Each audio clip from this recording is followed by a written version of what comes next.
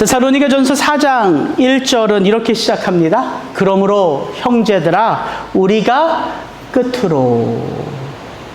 근데 끝은 아직 멀었죠. 이제 4장이 시작될 뿐이에요. 제가 이 1절의 말씀이 앞부분을 읽는데 야, 그렇지, 바울도 목사 맞구나, 이런 마음이 문득 들었어요. 이번 주 수요일 날 예배를 다 드리고 차를 타고 집으로 가는데 우리 와이프가 한마디 하더라고요. 오늘 날씨가 너무 더워서 여러분들 제가 설교를 짧게 하겠습니다 라고 할 때가 30분이 지날 때라는 거예요. 그리고 나서 10분을 제가 더했대요. 야, 바울도 목사 맞구나, 이런 생각이 들었어요. 여러분, 이렇듯 전하는 입장과 듣는 입장은요, 분명히 온도 차이가 있습니다. 듣는 입장에서는 목사님 이제 그만하면 됐는데, 내가 다 알아들었는데 왜 했던 말을 저렇게 또 하고 또 하시나, 이게 듣는 입장인데요. 전하는 입장은 그런 거예요. 하나라도 더 가르쳐드리고 싶은 거예요. 성도님들이 다 아는데도 불구하고 또 확인하고 싶은 거예요. 그리고 또 권면하고 싶은 거예요. 여러분, 그 마음이 우리 주님의 마음 아니겠습니까? 4장 1절을 이렇게 읽고 묵상하는데 이미 데살로니가 성도들은 이런 바울 사도의 모습을 숱하게 경험했을 거란 말이죠. 함께 머무는 그 시간이 비록 짧았음에도 불구하고, 여러분, 성품이 어디 가는 것 아니잖아요. 한 말씀이라도 더 하고 싶은 사도 바울이 이곳 데살로니가에서만 그랬겠습니까? 그래서 유두고는 바울의 이 긴 설교를 듣다가 2층 난간에서 떨어지기도 했잖아요. 그래서 이런 상상이 되는 거예요. 데살로니가 성도들이요, 바울로부터 받은 이 편지를 함께 여러 사람이 모여서 읽을 때에 서로가 서로를 바라보며 이렇게 웃으면서 한마디 하는 거지요. 그럼 그렇지, 이게 우리 목사님 맞지. 이제 내가 다 알아들었다고 해도 말씀을 드려도 또 걱정 했던 말 또 하고 또 하시지. 이게 정말 우리 목사님 맞다. 근데 제가 그런 상상을 하는데, 그렇게 서로 웃으면서 이야기하는 이 데살로니가 성도들이요, 바울 사도가 싫다는 게 아니더란 말이지. 이렇게 우리를 걱정해 주시는, 이렇게 우리에게 생명의 말씀을 주시는 그 바울 목사님 하루라도 더 빨리 보고 싶다. 그 마음이 느껴지는 거예요. 여러분, 교회가 이 땅에서는 완전할 수 없습니다. 그런데 성도와 목사 사이에 이렇게 서로를 걱정해주고 이렇게 서로를 사랑하는 이 마음이 하나님이 간섭하시는 교회라는 아주 좋은 사인이라는 거죠. 그래서 제가 데살로니가전서 앞을 다시 읽어보는데 왜 사도 바울이 2장 13절에서 이 말씀을 했는지가 마음에 떠오르더라고요. 이러므로 우리가 하나님께 끊임없이 감사함은 너희가 우리에게 들은 바 하나님의 말씀을 받을 때에 사람의 말로 받지 아니하고 하나님의 말씀으로 받음이니 진실로 그러하도다. 이 말씀이 또한 너희 믿는 자 가운데서 역사하느니라. 제 눈에 뭐가 들어왔을까요? 이 말씀이, 이 단어가 들어왔어요. 바울이 말하는 이 말씀은 어떤 말씀이에요? 바울이 선포한 말씀일까요? 아니에요. 바울이 선포한 말씀이 아니라 바울이 선포한 그 말씀을 데살로니가 성도들이 사람의 말이 아닌 하나님의 말씀으로 받은 이 말씀이, 여러분, 이게 말씀의 역사입니다. 하나님의 말씀은요, 우리 가운데 그냥 들려지면 믿음의 역사를 낳는 게 아니에요. 그 하나님의 말씀을 우리가 어떻게 받을 때에, 하나님의 말씀으로 받을 때에, 믿음으로 받을 때에 그 말씀은 역사하는 생명을 낳는 거예요. 그래서 오늘 이 땅의 교회도 여전히 말씀을 듣는 책임은 누구에게 있다? 나에게 있다. 내가 그 말씀을 믿음으로 받을 때에 그 말씀은 내 삶 속에 역사하는 능력으로 나타난다는 것이죠. 오늘도 이 말씀이 하나님의 말씀으로 받을 수 있는 믿음이 여러분 안에 있기를 주의 이름으로 축복합니다. 바울은 말합니다. 그러므로 형제들아 우리가 끝으로 주 예수 안에서 너희에게 구하고 권면하노니. 바울은 2절에서도 이렇게 말해요. 우리가 주 예수로 말미암아 너희에게 무슨 명령으로 준 것을 너희가 아느니라. 아무리 가까운 사이라도 권면하고 충고하고 부탁하는 것은, 여러분, 이게 쉽습니까? 이거 어려운 거예요. 어려운 거예요. 왜 어려울까요? 충고하고 명령하고 부탁하는 사람과 그것을 받아들이는 사람의 마음이 하나이기가 참 어렵기 때문이죠. 그래서 우리 이런 거 경험하지 않았습니까? 그때 내가 그 사람에게 그렇게 부탁하지만 않았어도, 그때 내가 그 사람에게 그렇게 충고하지만 않았어도 그 관계가 이렇게나 멀어지지는 않았을 텐데, 우리가 다시는 보지 않을 사람은 안 됐을 텐데, 이런 후회가 우리에게 있지 않습니까? 그래서 이 1절과 2절의 이 표현이 저는 새삼 제 안에 들어오더라고요.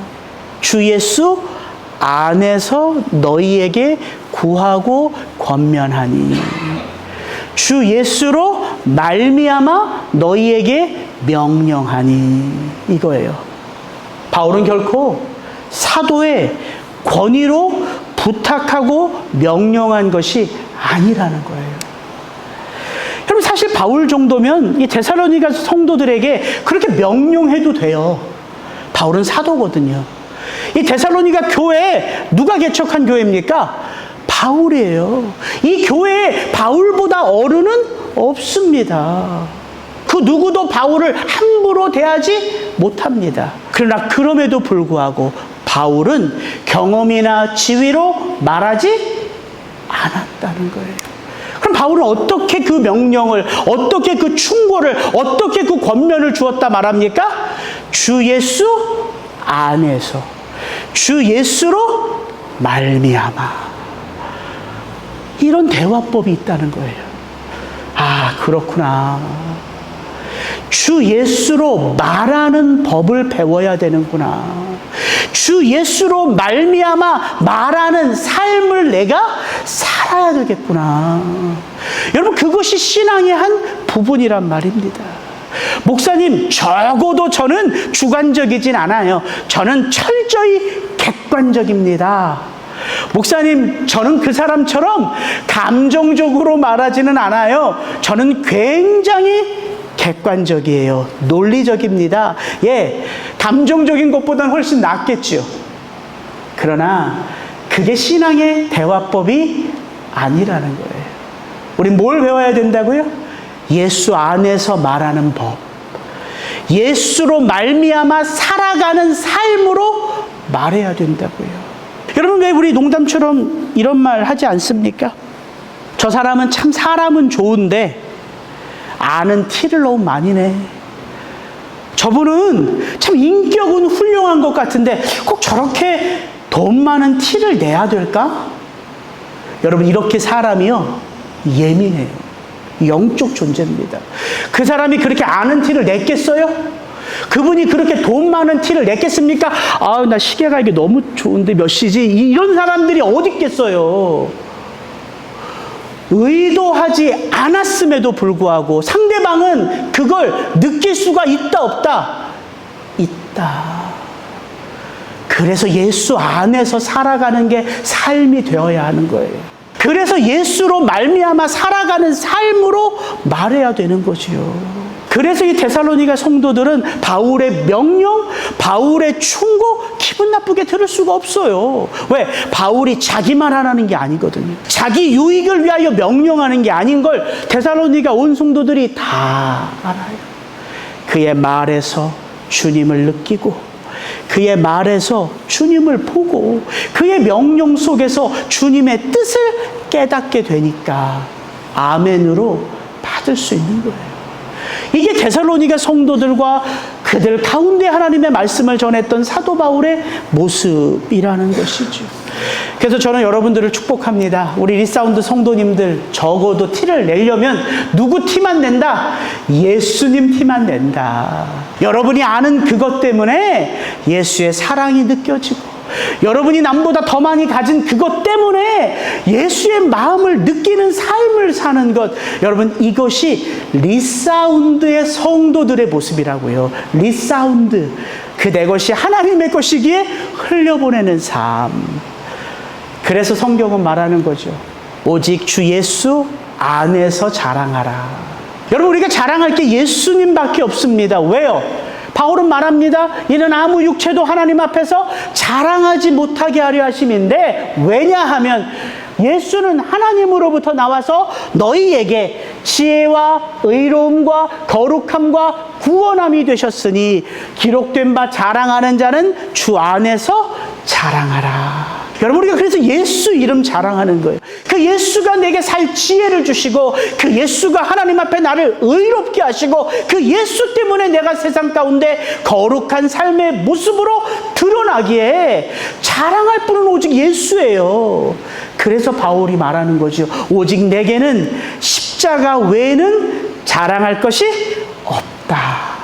그래서 바울의 이 권명과 충고와 명령을 우리는 귀담아 들을 수 있는 거예요. 예수 안에서 그 예수로 말미암아 바울은 어떻게 그 권면을 시작하는가. 1절 말씀 다시 한번 읽습니다. 그러므로 형제들아, 우리가 끝으로 주 예수 안에서 너희에게 구하고 권면하노니 너희가 마땅히 어떻게 행하며 하나님을 기쁘시게 할 수 있는지를 우리에게 배웠으니 곧 너희가 행하는 바라 더욱 많이 힘쓰라. 저는 바울의 1절의 말씀 속에서 그의 지나온 삶을 보게 됩니다. 너희가 마땅히 어떻게 행하며 하나님을 기쁘시게 할 수 있는지를 우리에게 배웠으니. 여러분, 교회는 어떤 곳이어야 돼요? 하나님의 말씀이 전해지는 곳. 그래서 그 하나님의 말씀을 배울 수 있는 곳. 그 말씀이 나의 삶 속에 새겨지기에 그렇게 살고 싶은 열망이 있는 곳. 그곳이 바로 이 세상에 하나님이 세워가시는 하나님의 몸된 교회라는 거죠. 여러분, 그게 교회입니다. 서로 교제하는 곳이 교회가 아니에요. 가르침을 받는 곳. 그래서 우리 선배들은 교회의 한자어를 가르칠 교 모일 회자를 썼어요. 너무 지혜롭지 않습니까? 우리 믿음의 선배들이. 예, 교회에서 교제도 있어야죠. 그게 코이노니아 아닙니까? 근데 그 교제를 잘못하다 보면 누구는 빠져요? 예수는 빠지고. 결국 모인 우리들만 즐겁고 기쁘고 감사하게. 세상의 모임과 뭐가 달라요? 그래서 오늘도 말씀을 들고 목사는 선포하는 거고, 우리 가운데 어르신들은 그 말씀대로 사는 모습을 보여주며 알게 모르게 우리가 다 말씀 안에 있음을 서로가 서로에게 도전하는 거죠. 그게 바로 교회라는 것입니다. 여러분, 한번 생각해 보십시오. 이 데살로니가 성도들 이제 막 복음을 들었을 뿐이에요. 이제 겨우 그 예수의 십자가가 나를 위한 것이구나 이제 막 깨달았을 뿐이에요. 그 기쁨을 주체할 수는 없는데 어떻게 세상 가운데 내가 이전과는 다른 모습으로 살아야 하는지가 그게 어려웠던 것 아닙니까? 그래서 교회를 정하고 그 교회에 출석하며 목사님 가까이, 리더 가까이, 장로님들, 권사님들 가까이서 그들의 삶의 모습을 보고 듣고 함께할 때 우린 뭘 배워요? 어떻게 사는 법을 배우는 거죠. 우리 청년 리더십들 가운데 이렇게 기도를 시켜보면요, 그 기도가 어디서부터 비롯됐는지가 다 나와요. 어떤 친구들은 되게 논리적으로 기도해요. 야, 내가 제 기도 이렇게 적어가지고 공부하고 싶을 정도로 또박또박 논리적으로 기도해요. 근데 어떤 자매는요, 제가 그 옛날 권사님으로부터 들었던 그 기도를 그렇게 하는 거예요. 알고 보니까 할머니와 더불어 신앙생활 하다가 그게 입에 밴 거지요. 너무 보기 좋더라고요. 믿음은 그렇게 할아버지로부터 아버지로, 아버지로부터 아들에게로 흘러가는 거예요. 결코 거짓이 없습니다. 그런 데살로니가 성도들에게 이방인의 사도로 그리스도 예수의 부름을 받아 신실하게 그 삶을 살아왔던 바울이 그들 앞에 있다는 것이 여러분 얼마나 큰 축복인지를 아시겠죠? 바울의 삶 그대로가 본인 거예요. 내가 어떻게 복음을 살아내야 하는지를 바울의 삶 그대로를 따라하면 되니까 이게 얼마나 감사한 거냐고요. 사실 데살로니가전서 1장부터 3장까지 바울이 다른 이야기 했던 것이 아닙니다. 우리가 너희 가운데 들어가서 누구를 위하여? 너희를 위하여 우리가 어떻게 된 것을, 그 바울이 쓴 거 아닙니까? 너희를 내 생명 아끼지 않고 주는 존재요. 너희 때문에 내가 자비량으로 이렇게 수고하며 밤새 열심히 일을 하며 복음을 전하고 내 말은 하나도 내 것이 아니라 오직 하나님으로부터 받아 전한 말씀이라고 바울이 그렇게 1장부터 3장까지 데살로니가 교회에서의 지나온 삶을 쭉 써내려갔던 거예요. 그리고 비로소 이제 4장 1절에서 그러므로 형제들아 우리가 끝으로, 이래서 끝이 아니라 이제 지나온 삶의 이야기는 여기서 끝내고 내가 방향 전환을 해서 이제 너희와 우리가 어떻게 오늘 이 데살로니가 땅에 하나님의 교회로 세워져야 하는지를 충고하고 권면하고 명령하는 것이죠. 그래서 4장 1절은 데살로니가전서 전체의 전환점이 되는 것입니다. 여러분, 이 세대의 아픔이 무엇일까요? 이 데살로니가 교회는 지금 너무 행복한데, 너무 잘 빚어지고 있는데, 지금 우리가 살아가는 이 세대는 결코 데살로니가 교회처럼 보여지지가 않거든요. 이 시대의 아픔이 무엇입니까? 바른 진리가 선포되지 않아서 사람들이 믿지 않을까요? 아니면 말씀을 제대로 해석하고 설교하는 목사가 없어서 세상이 교회를 그렇게 우습게 여기는 것일까요? 도대체 이 시대의 복음은 왜 그 어느 시대보다 더 어려운 상황에 직면했냐는 거죠. 그럼 복음의 내용이 변질된 것입니까? 아니에요. 이단이 아닌 이상 여전히 교회를 가면 오직 누구를 믿으라고 듣습니까? 오직 예수 그리스도. 예수 그리스도의 이름이 증거되고 예수 그리스도 안에 구원이 있음을 여전히 오늘날 교회도 선포되고 있어요. 그런데 왜 교회의 모습이 이 시대 여기까지 온 것입니까? 만약에 이런 것들이 아니라면 답은 분명하죠. 선포된 진리, 전해지는 그 복음의 내용을 삶으로 온 맘 다해 살아내는 성도가 그만큼 보기 어려워졌다는 거예요. 여러분, 이게 교회의 아픔인 거죠.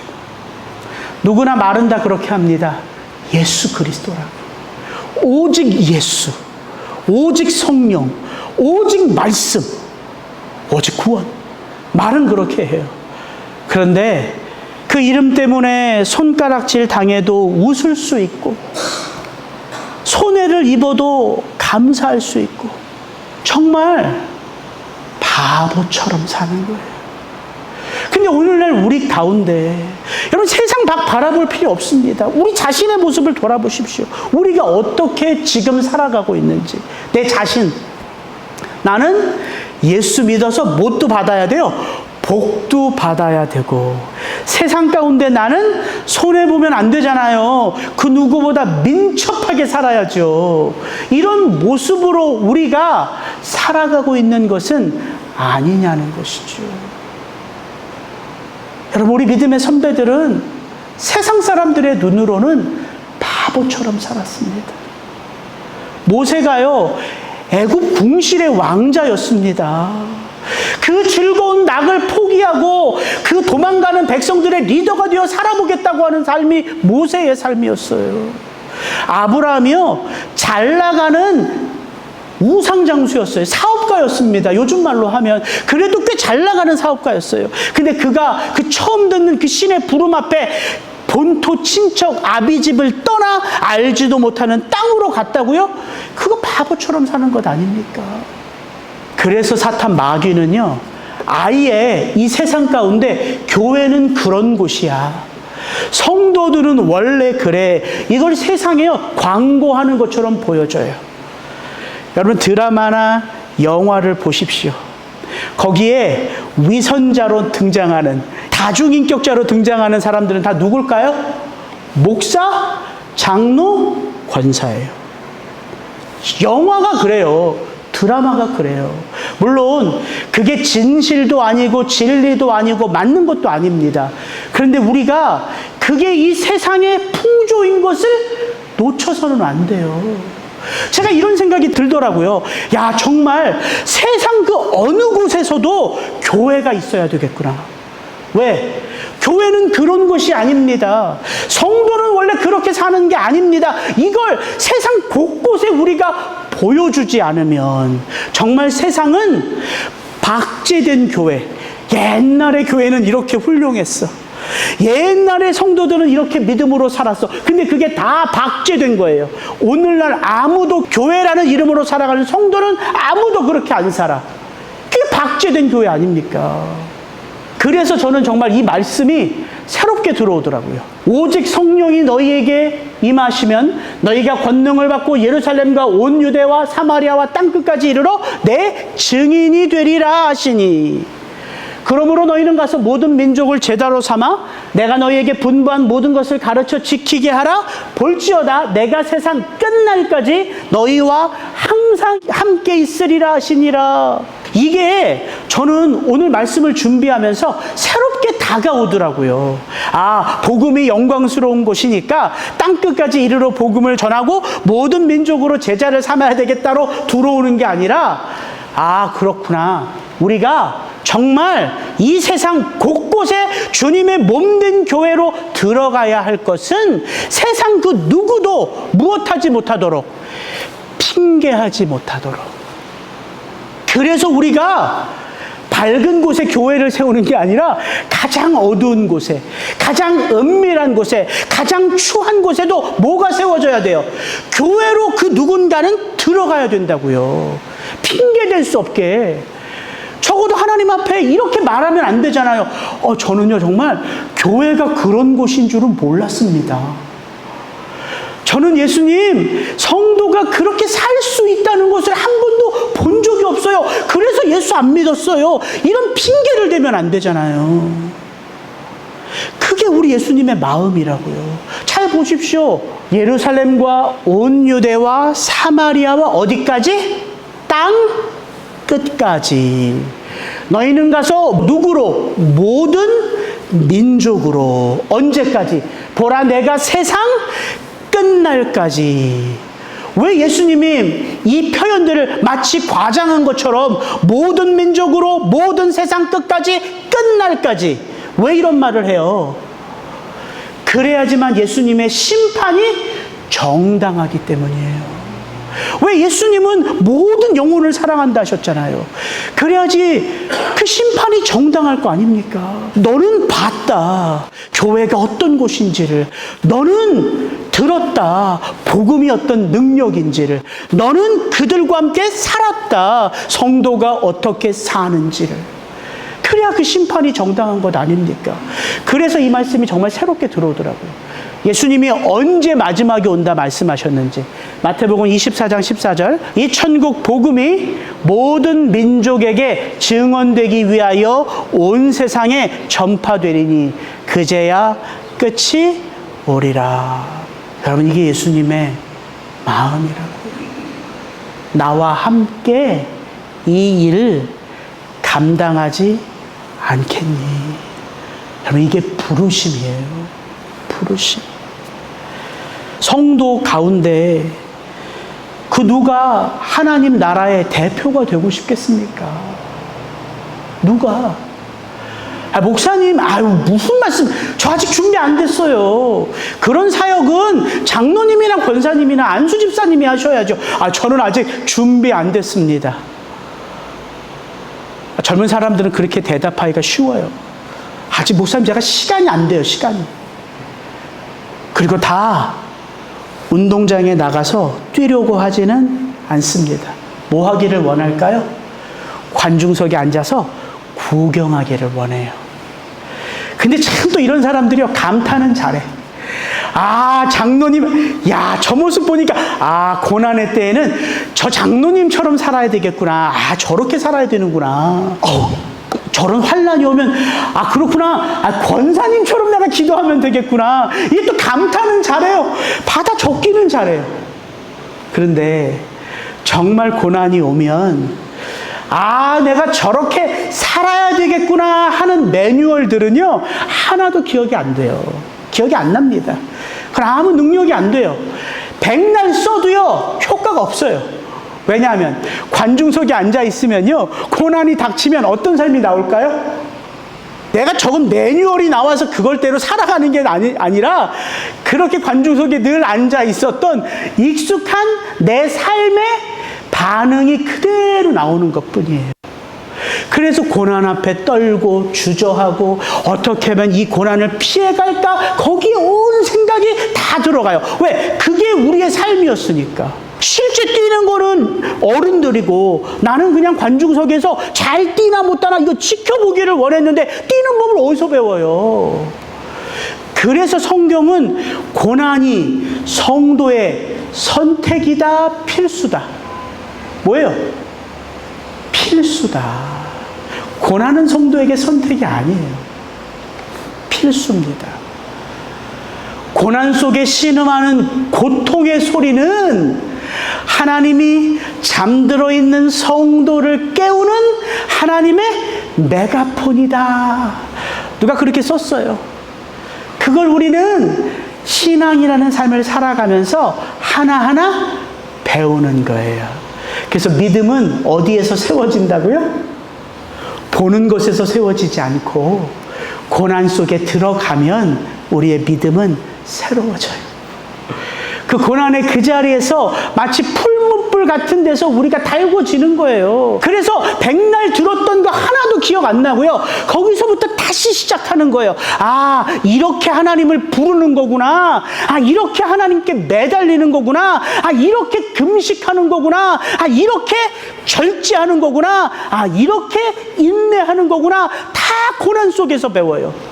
그래서 여러분 기억하십시오. 믿음은 선물이죠. 제 멘토 목사님은 이렇게도 얘기해요. 고난도 선물입니다. 왜? 고난 속에 들어가야지만 믿음이 선물인 것을 가장 철저하게 깨달을 수 있기 때문에 내가 부름받은 이유가 뭐고 내가 하나님의 사명자로 살아가는 목적이 무엇인지가 바로 그 고난을 통하여 너무나 선명하게 드러나기 때문에. 말씀 정리할게요. 여러분이 구원받은 건 곧 여러분 한 분 한 분들이요 하나님 나라의 뭐가 된 거예요?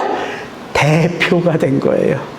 그 의미로 이 말씀을 다시 한번 읽어보겠습니다. 우리가 너무 잘 아는 말씀이죠. 베드로전서 2장 9절 10절. 그러나 너희는 택하신 족속이요 왕같은 제사장들이요 거룩한 나라요 그의 소유가 된 백성이니 이는 너희를 어두운 데서 불러내어 그의 기이한 빛에 들어가게 하신 이의 아름다운 덕을 선포하게 하려 하심이라. 너희가 전에는 백성이 아니더니 이제는 하나님의 백성이요 전에는 긍휼을 얻지 못하였더니 이제는 긍휼을 얻은 자니라. 내가 구원 노력해서 받은 분.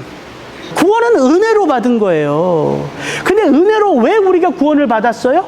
구원받은 즉시 우리는 뭐가 됐어요? 하나님 나라의 제사장이 됐대요. 왕이신 그 하나님 나라에 이 땅에 하나님은 왕이십니다를 선포하는 왕이 되었대요. 그게 부름받은 것 아닙니까? 그게 우리가 구원으로 살아가는 목적인 거예요. 그래서 사도 바울의 4장 1절이 새롭게 들어와야죠. 그러므로 형제들아 우리가 끝으로 주 예수 안에서 너희에게 구하고 권면하노니 너희가 마땅히 어떻게 행하며 하나님을 기쁘시게 할 수 있는지를 우리에게 배웠으니 곧 너희가 행하는 바라 더욱 많이 힘쓰라. 우리가 여전히 힘써야 할 것이 있다는 게 여러분 얼마나 큰 감사인지 여러분 이제 느껴지십니까? 우리가 부름받은 게 결국 나의 입속을 챙기기 위하여 민첩하게 행동하라고 부름받은 게 아니라 누구를 기쁘시게 하도록 하나님을 기쁘시게 하도록. 여러분 하나님을 기쁘시게 하고 이웃을 기쁘시게 하려면 내 속에 뭐가 풍성해야 될까요? 예수의 사랑이 풍성해야 된다고요. 예수의 기쁨이 풍성해야 된다고요. 그래서 Jesus overflow me. 예수가 내 속에서 넘쳐나는 것. 그게 구원이라고요. 세상 사람들이 교회를 압니다. 이렇게 교회 다니는 사람들을 비난해요. 적어도 나는 하나님 안 믿으니까 이렇게 살지. 근데 너는 어떻게 하나님을 믿으면서 그렇게 살아? 여러분, 이게 세상 사람들이 교회 다니는 사람들을 욕하는 법이에요. 나는 하나님을 안 믿으니까 이렇게 입속 챙기고 빠릿빠릿하고 교만하고 이렇게 손해 안 보고 사는 것을 나는 그냥 그게 내 삶이야. 나 하나님 안 믿어. 근데 너는 왜 하나님을 믿으면서도 그렇게 살아? 근데 이게요, 가만히 듣고 있으면 좀 부끄럽지만 맞는 말 같아. 맞는 말 같아. 왜? 내 모습을 보면 여전히 내가 중요하거든요. 여전히 내가 먼저야. 여전히 그 누구보다 내가 받아야 돼. 이게 여전히 우리 마음 아닙니까? 그래서 제가 이 설교를 준비하는데 옛날에 제가 들었던 전도 테이프에 이 말이 퍽 떠오르더라고요. 혹시 아세요? 고구마 전도왕 김기동 씨. 그 간증을 들으면 기억나는 건 딱 이 한마디예요. 친구야, 그래도 믿어야 돼. 그래도 믿어야 돼. 이것만 딱 생각이 나요, 정말. 무슨 의미로 그걸 말하냐면, 예수 믿는 게 이해가 잘 안 된다는 친구가 얘기하는 거예요. 야, 이순신 장군은 그럼 어떻게 됐어? 야, 광개토 대왕은 구원 받은 거야? 친구가 그러면 한마디 한대요. 난 몰라. 그래도 넌 믿어야 돼. 이거예요. 우리가 믿음이 뭔지를 잘 알지 못해도 믿어야 되고, 내 삶 속에 예수 믿는 삶의 진실한 모습이 잘 드러나지 않아도 믿어야 되고, 세상 사람들이 나를 손가락질해도 믿어야 되고, 그분의 그 설교 테이프를 들으면 그 믿음이 만병통치약이기 때문에 믿어야 돼 이렇게 말하는 게 아닙니다. 믿음은 하나님의 선물이기에, 그 믿음의 뿌리는 내가 아니라 누구예요? 선물을 주신 하나님이란 사실입니다. 그래서 내 삶 속에 변화되는 모습이 잘 보이지 않고, 내가 쓰러지고 넘어져 세상 사람들로부터 손가락질을 받아도 나는 그 믿음이 선물인 것을 믿고, 그 하나님이 나를 하나님이 기뻐하시는 자로 빚어갈 것을 그래도 믿어야 돼. 이 말이라고, 이 말. 세상 사람들은 우리의 입속 챙기는 모습 봅니다. 근데 뭘만 볼까요? 세상 사람들이 보는 모습은 우리의 어떤 모습이에요? 오늘이에요, 오늘. 입속 차리며 살아가는 우리의 오늘. 그리고 기억하는 건 우리의 과거. 그렇게 빠릿빠릿 입속 챙기는 우리의 과거. 세상 사람들은 그것만 알아요. 우리의 과거와 오늘만을 봅니다. 근데 예수님은 우리의 무엇을 보실까요? 우리의 과거, 우리의 오늘뿐만 아니라 예수님은 무엇을 지금 가지고 우리의 삶 속에 들어와 있어요? 하나님 앞에 설 우리의 참한 미래. 예수님은 그 모습을 보시는 거예요. 그래서 저와 여러분의 오늘 삶 속에 누가 우리의 삶의 방향키를 끊임없이 이렇게 돌리고 있을까요? 세상을 향하여 입속을 차리고 손해 안 보려는 우리를 끊임없이 우리의 삶의 방향키를 예수님이 돌리고 계신다고요. 누구를 향하여? 하나님 나라를 향하여. 그래서 세상 사람들이 너는 왜 예수 믿으면서 그렇게 살아? 이럴 때 우리가 해줄 말이 있어요. 그래, 내가 그렇게밖에 못 사니까 예수 믿는다. 이게 우리의 떳떳한 고백이어야 한다고요. 왜? 지금 우리의 삶의 방향키를 누가 돌리시니까? 예수님이. 그래서 성도는 그 누구나 할 것 없이 여러분 반드시 변화됩니다. 누구 앞에서? 그 하나님 앞에서 마지막 심판의 날에 우리는 다 변화돼요. 근데 그게 오늘 내가 믿어야지만 시작되고, 오늘 내가 믿고 있어야지만 지속되고, 그 믿음을 내가 끝까지 포기하지 않아야 완성되는 거예요.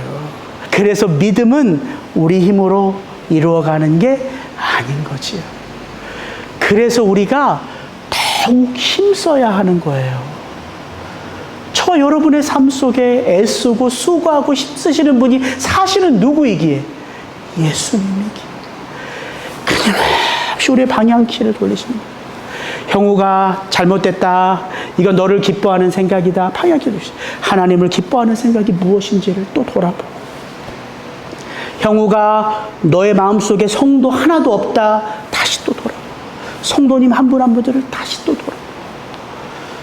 그래서 우리가 오늘 이 전을 나갈 때는요, 여러분 축 처진 어깨를요 좀 이렇게 피고 나가셨으면 좋겠어요. 왜? 여러분의 인생의 방향키를 내가 쥐고 있는 게 아니기 때문이에요. 예수님이 그 방향키를 쥐고 계시는데 왜 이렇게 축 처져서 가요? 다시 펴야죠. 적어도 우리는 다 누구예요? 예수님이 사랑하시는 자, 하나님이 기뻐하시는 자, 하나님이 믿어주시는 자. 그래서 바울은 기쁨으로 데살로니가 성도들에게 권면하고 명령할 수 있었던 것이죠. 다음 시간 이제 우리 3절부터 12절까지 살펴볼 테니까 한번 여러분 꼭 읽어보시고 도대체 하나님의 뜻은 무엇인지를 한번 묵상하고 오실 수 있기를 주의 이름으로 축복합니다. 같이 기도하겠습니다.